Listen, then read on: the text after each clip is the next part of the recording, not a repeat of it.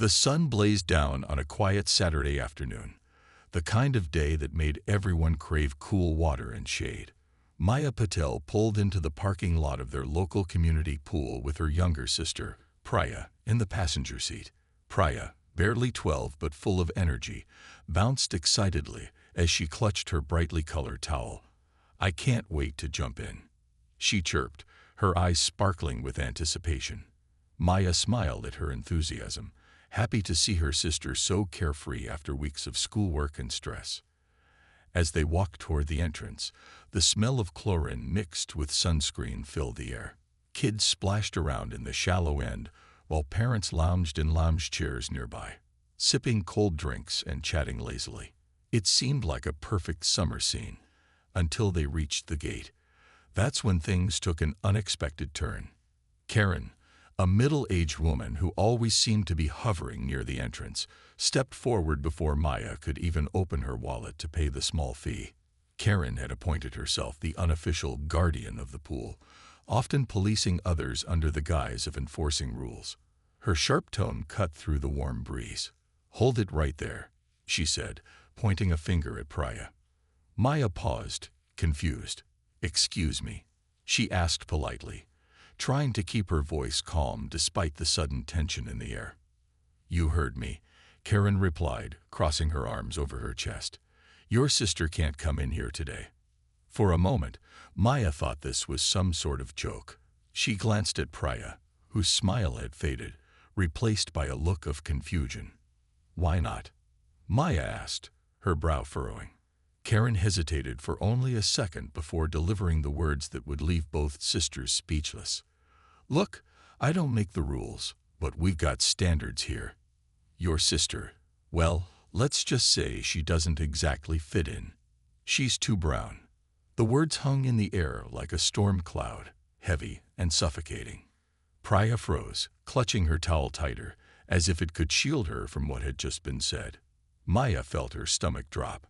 She couldn't believe what she was hearing, not because it was surprising, but because it was so blatantly wrong. Racism wasn't new to her. She'd faced it countless times growing up. But this was different. This wasn't directed at her. It was aimed at her little sister, someone far too young to understand why anyone would treat her differently based on the color of her skin. Maya's mind raced. Anger bubbled inside her, but she forced herself to stay composed. Losing her temper wouldn't help Priya, who already looked close to tears. Instead, she locked eyes with Karen, refusing to back down. "What exactly are you saying?" Maya asked, her voice steady but firm. "Are you telling me my sister isn't allowed in the pool because of her skin color?" Karen shifted uncomfortably, but didn't apologize or backtrack. If anything, she seemed emboldened by Maya's reaction. "Like I said, we have standards," she muttered, glancing around as if seeking support from the other adults nearby. No one spoke up, though several people were now watching the confrontation unfold. Priya tugged gently on Maya's sleeve, whispering, "Can we just go home?" Her voice trembled, and Maya's heart broke a little more. She wanted nothing more than to scoop her sister into a hug and assure her everything would be okay. But deep down, Maya knew running away wouldn't solve anything.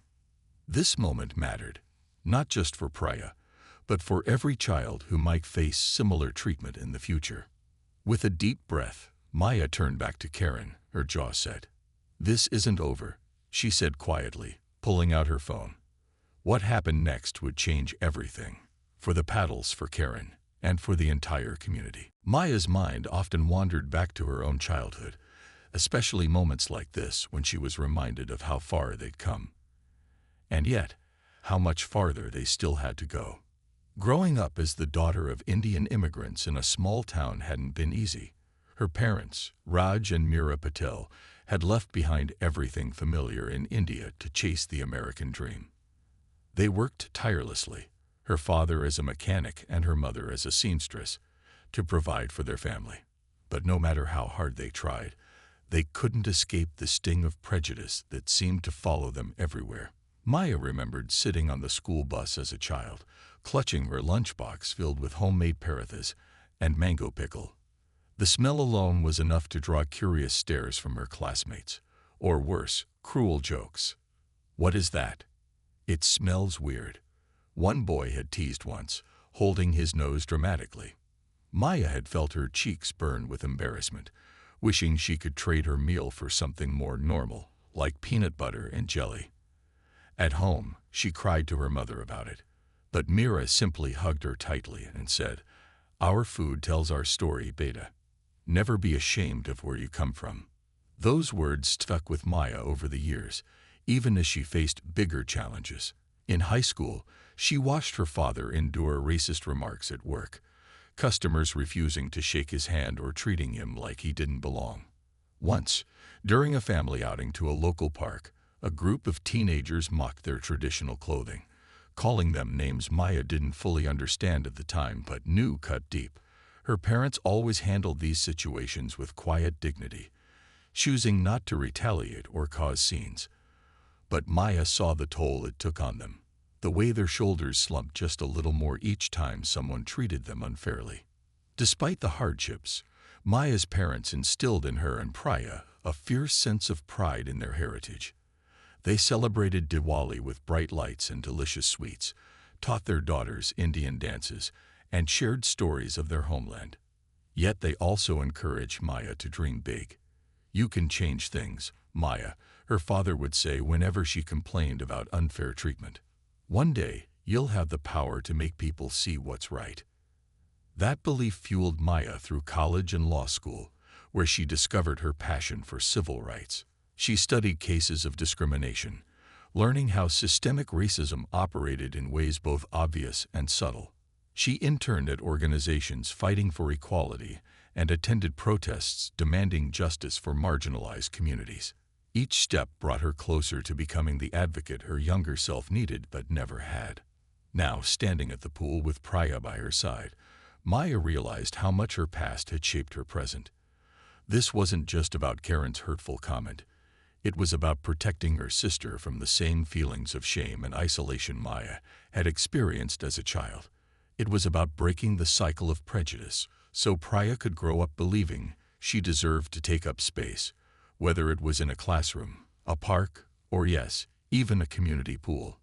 As they drove home that afternoon, Priya stared out the window, unusually quiet. Maya glanced at her, her heart aching. "Priya, I know what happened today wasn't fair," she began gently. "But I want you to remember something. Your skin color is beautiful. It's part of who you are, and no one gets to tell you otherwise." Priya turned to look at her sister, tears glistening in her eyes. "But why did she say that? What did I do wrong?" "Nothing," Maya replied firmly. "You didn't do anything wrong. Sometimes people are afraid of what's different, and instead of trying to understand, they push it away. But we don't let them win. Okay. We stand strong. And if we have to fight, we fight together." Priya nodded slowly, though Maya could tell she still didn't fully grasp the weight of the situation. That was okay. For now, all that mattered was making sure her sister knew she was loved and valued exactly as she was. As Maya pulled into their driveway, she made a silent promise to herself. This wouldn't end here. Karen's words might have started as an insult, but Maya would turn them into fuel for change. The car ride home was quiet, save for the soft hum of the engine and the occasional sniffle from Priya. Maya's mind raced as she gripped the steering wheel, replaying Karen's words over and over in her head. She knew this wasn't just a random act of rudeness. It was racism, plain and simple. And while Maya had spent years fighting against such injustices in courtrooms and boardrooms, this time it felt deeply personal. This wasn't some stranger's story. It was her sister's pain, her family's struggle. When they got home, Maya helped Priya settle onto the couch with a glass of cold lemonade before excusing herself to her room. She needed a moment to think, to strategize. Her phone buzzed on the bedside table, notifications pouring in from work emails and social media updates, but she ignored them all. Instead, she opened a blank note app and began typing furiously. Asterisk evidence collection plan asterisk. First things first, she would return to the pool tomorrow. not to confront Karen directly, at least not yet, but to gather more information. Maya knew how important documentation was in cases like this. Words could easily be twisted or denied later, but video evidence, that was harder to dismiss. She rummaged through her desk drawer until she found her small handheld camera, the one she used for interviews and depositions. It was discreet but powerful enough to capture clear footage. The next morning, Maya woke up early, dressed casually in jeans and a t-shirt, and headed back to the pool alone. As she approached the entrance, she spotted Karen standing near the gate, clipboard in hand, looking every bit as self-important as she had the day before. Maya took a deep breath, steadying herself. She started recording discreetly, positioning her phone so it appeared she was simply scrolling through apps while keeping Karen in frame. "Good morning," Maya said brightly, forcing a smile. "I'm here to ask about membership auctions." Karen glanced up, clearly recognizing her but pretending otherwise. "Oh, sure," she replied curtly, flipping pages on her clipboard. "But you should know, we have strict rules about cleanliness and behavior." Maya nodded, playing along. "Of course, cleanliness is important. Could you tell me more about these rules?" she asked innocently, knowing full well that Karen's vague phrasing was code for something else entirely. As Karen launched into a rambling explanation about maintaining standards and ensuring the pool remained family-friendly, Maya listened intently, letting the camera roll. Every word Karen spoke only reinforced what Maya already suspected. The so-called rules were arbitrary, designed to exclude people based on appearance rather than actual conduct. Later that afternoon, Maya sat at her kitchen table, reviewing the footage. She replayed key moments, noting how Karen avoided making direct eye contact and stumbled over her explanations. Satisfied with the evidence she'd gathered, Maya decided to dig deeper. She reached out to other families in the community via email and social media, asking if anyone else had experienced similar treatment at the pool. To her surprise, responses poured in almost immediately. One mother recounted how her son, who was biracial, had been singled out for wearing a swim cap that didn't match the dress code. Another family described being questioned repeatedly about their membership status, even though they'd visited the pool regularly for years. Each story added another layer to the picture Maya was piecing together, a pattern of exclusion disguised as policy enforcement. That evening, Maya called Priya into the living room. "I need your help," she said softly, showing her sister the growing list of testimonies on her laptop. "This isn't just about us anymore. Other kids are being treated unfairly too. But if we stick together and speak up, we can make sure no one else has to feel the way you did yesterday." Priya hesitated, still unsure about confronting the situation. "What if they don't listen?" she asked quietly. "They might not at first," Maya admitted. "But sometimes people only hear you when you're loud enough. And trust me, we're going to be heard." With renewed determination, Maya began drafting a formal complaint to the pool management company, attaching screenshots of the testimonies and excerpts from the video footage. She also reached out to a journalist friend, sharing the story under the condition of anonymity. For now.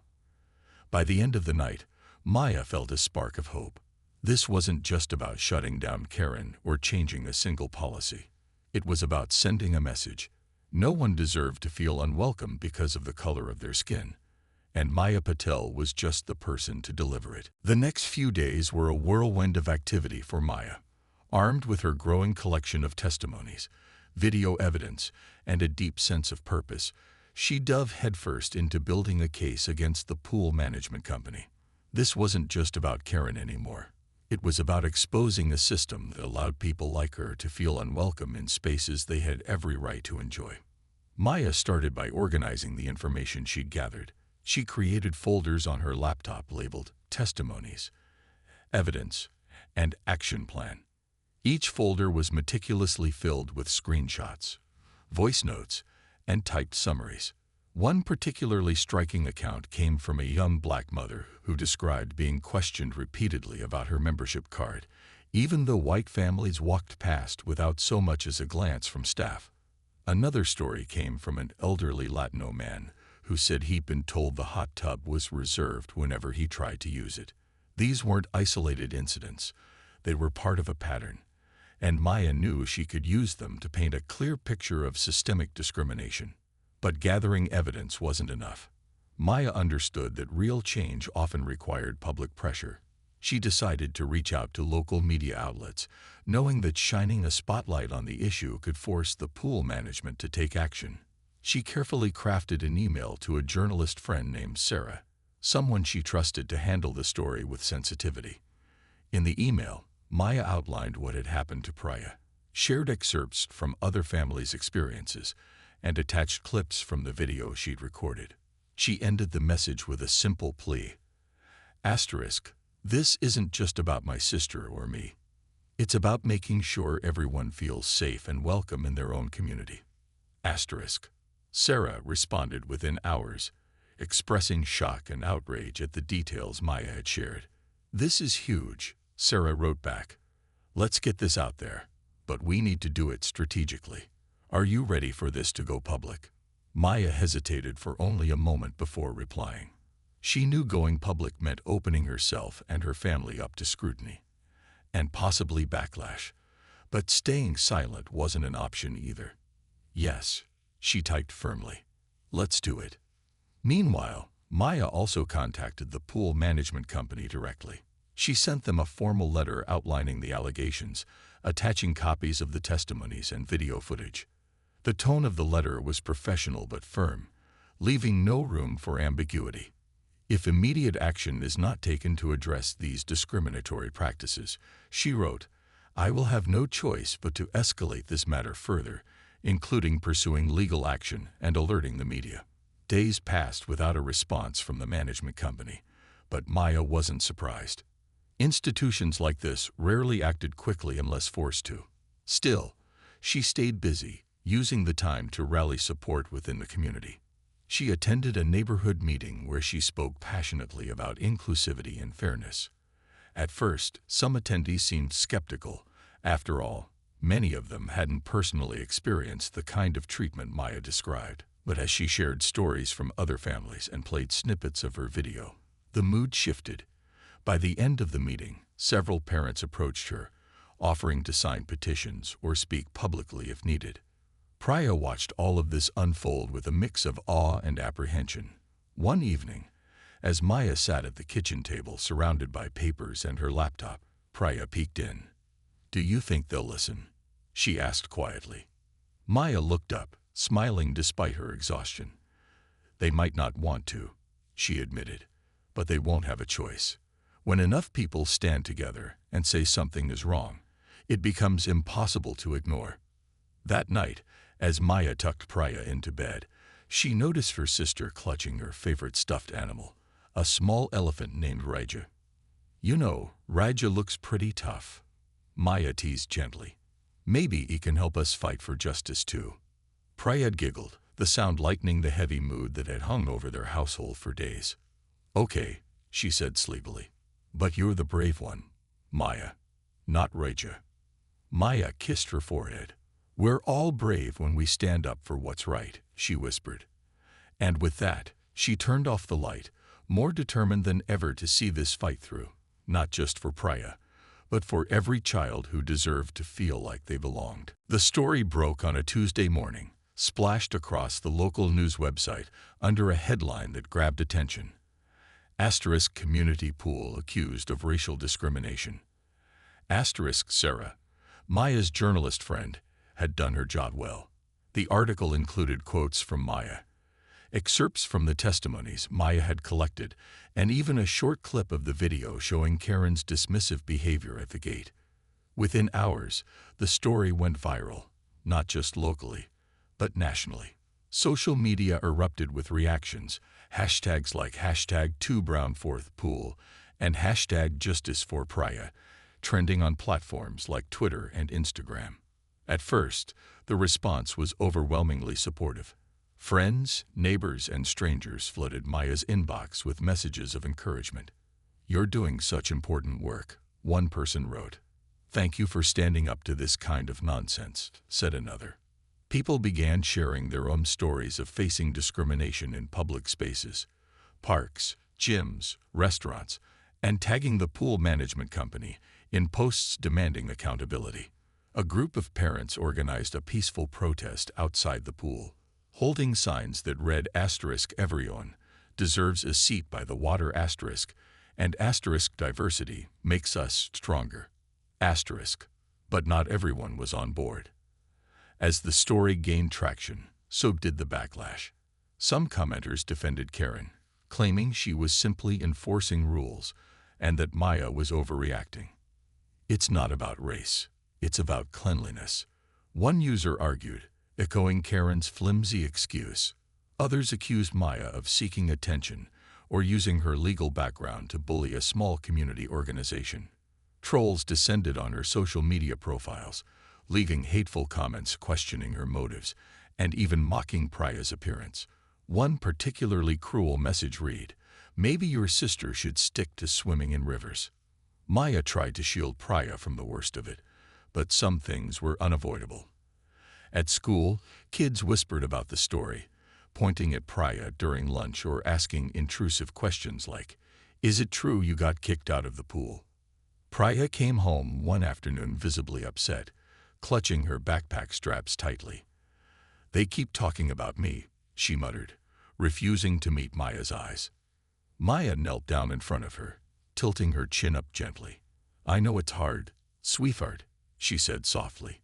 "But remember, these people don't define who you are. What matters is how we respond to them. We're showing the world that no one should be treated differently because of their skin color." That's powerful. To cope with the negativity, Maya leaned on her support system, her parents, close friends, and colleagues who reminded her why this fight mattered. Her father called one evening, his voice steady but filled with pride. "Vita, when I came to this country, I faced hatred too. But look how far we've come. You're continuing the battle, and I'm so proud of you." Encouraged by her loved ones, Maya refused to let the trolls derail her efforts.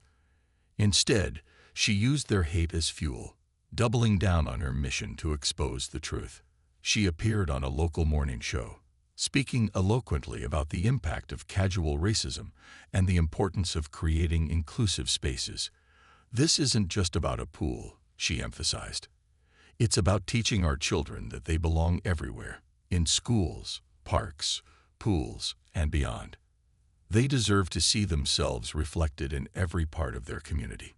The tide began to turn as more people rallied behind Maya and Praya. Local businesses showed their support by donating refreshments for the protesters, while teachers at Praya's school addressed the issue in classrooms, turning it into a teachable moment about diversity and acceptance.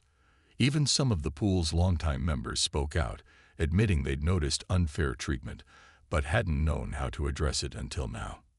By the end of the week, the pressure on the pool management company became unbearable. Phone calls and emails poured in from outraged residents, demanding answers and action. Reporters camped outside the facility, eager for a statement. Behind closed doors, executives scrambled to contain the fallout, realizing too late that ignoring the problem had only made it worse. Through it all, Maya remained steadfast, her resolve unshaken. She knew the road ahead wouldn't be easy, but she also knew that change rarely came without resistance. For every hateful comment, there were dozens of kind ones reminding her she wasn't alone.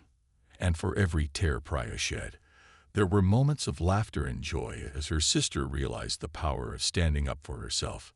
As Maya scrolled through yet another wave of supportive messages late one night, she felt a flicker of hope. The fight wasn't over, but they were winning. Not just for Praya, but for every child who deserved to splash freely in the sun, free from judgment or prejudice. The pressure on the pool management company became unbearable. After days of relentless media coverage, public protests, and a flood of angry emails and phone calls, they finally caved. On a Friday afternoon, just over a week after Maya had first confronted Karen at the gate, the company issued a formal apology. It was posted on their website and shared across their social media platforms. The statement acknowledged the hurtful experiences, reported by members of the community and promised immediate action to address the issues.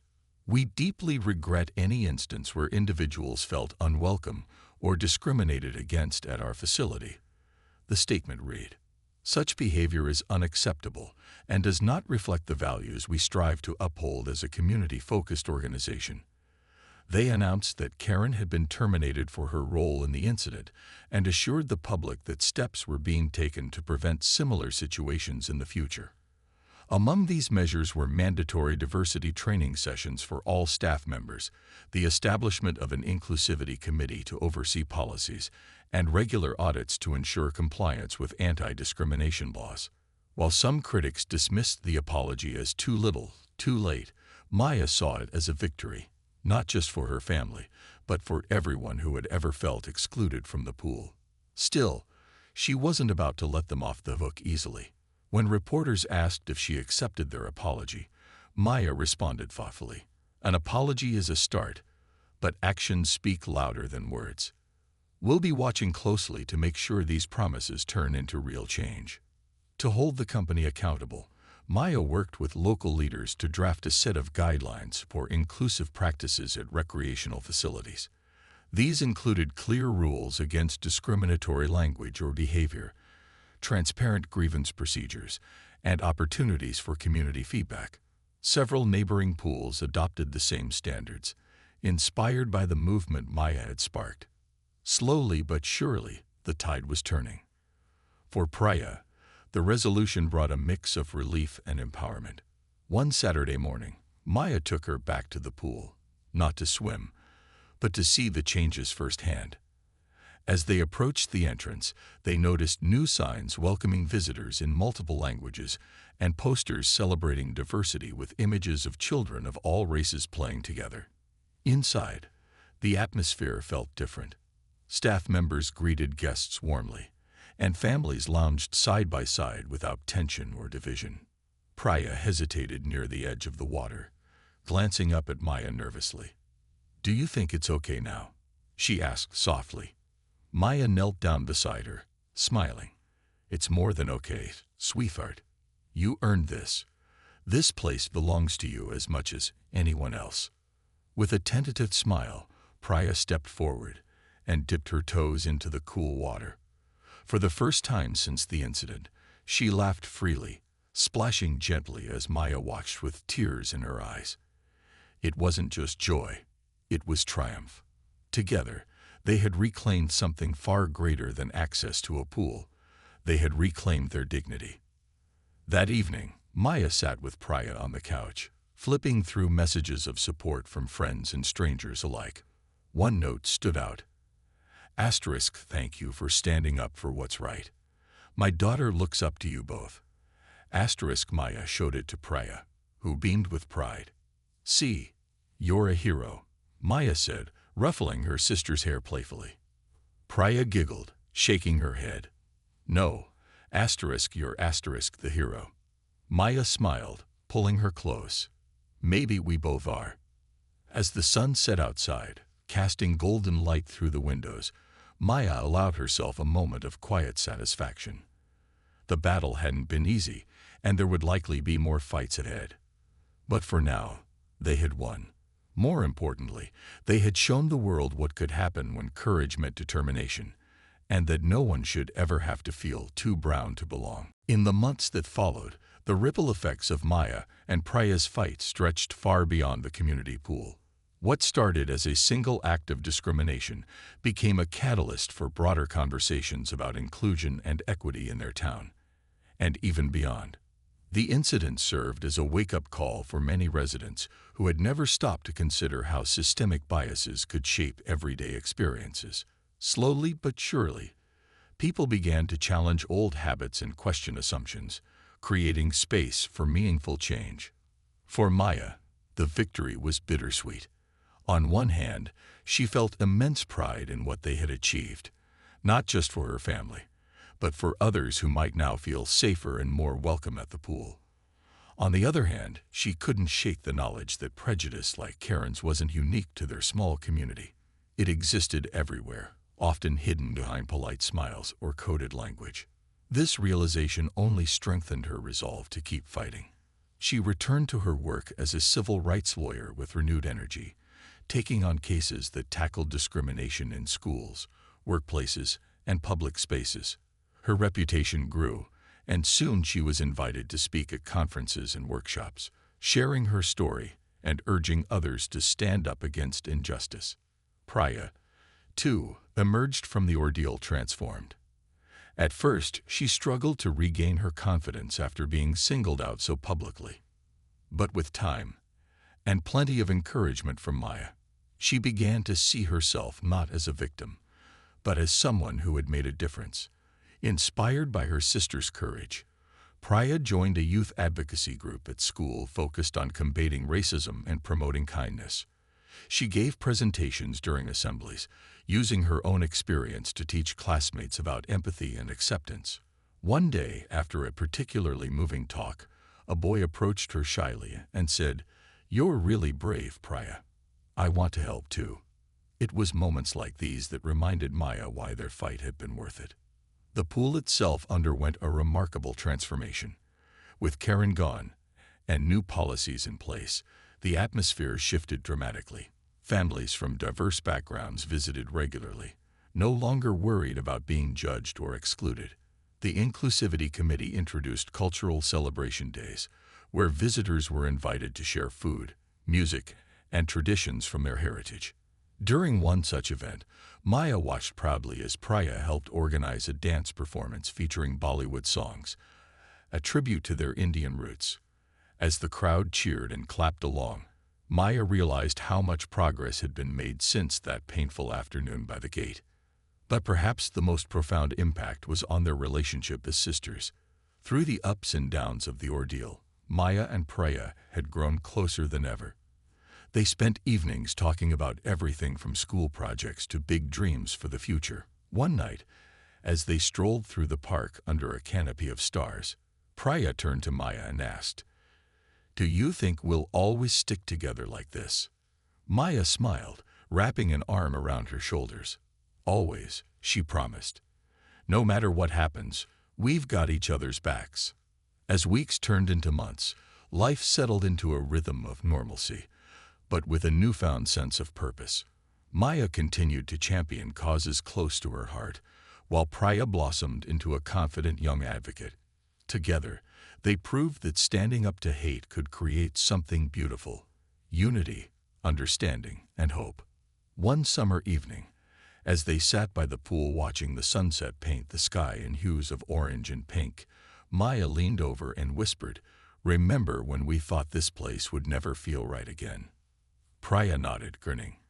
"Yeah, but look at it now. It feels like home." And it did. Not because the water was any cooler or the chairs any comfier, but because they had fought to make it a place where everyone belonged. A legacy of empowerment that would last long after the echoes of their story faded away.